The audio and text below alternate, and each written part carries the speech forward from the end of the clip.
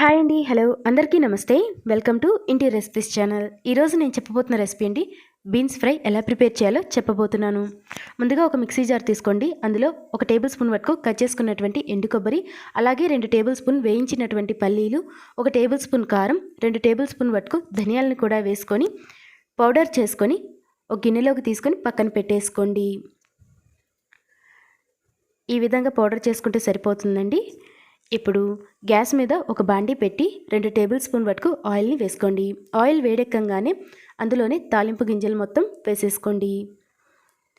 ఇలా వేసుకొని ఒక రెమ్మ కరివేపాకును కూడా వేసుకొని 20 సెకండ్ల పాటు ఫ్రై చేసేసుకుందాం.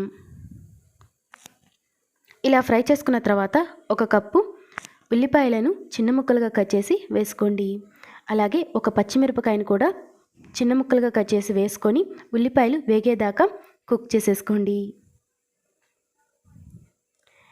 ఇలా ఉల్లిపాయలు వేగంగానే 1/2 కిలో చిన్నగా కట్ చేసుకున్నటువంటి బీన్స్ని కూడా వేసేసుకోండి.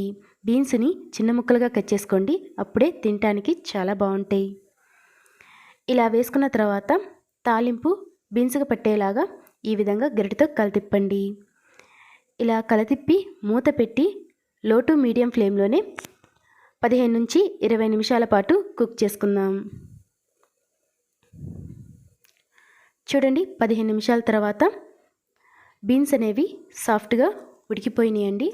ఇప్పుడు అందులోనే 1/2 టేబుల్ స్పూన్ పసుపు, టేస్ట్కి సరిపడా సాల్ట్ని కూడా వేసుకొని ఒకసారి మొత్తం కలతిప్పి లో టు మీడియం ఫ్లేమ్లోనే మరో 5 నిమిషాలు కుక్ చేసేసుకోండి.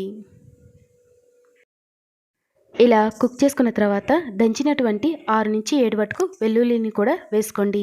వెల్లుల్లి తప్పకుండా వేసుకోండి, అప్పుడే మీకు కర్రీ అనేది మంచి టేస్ట్ వస్తుంది.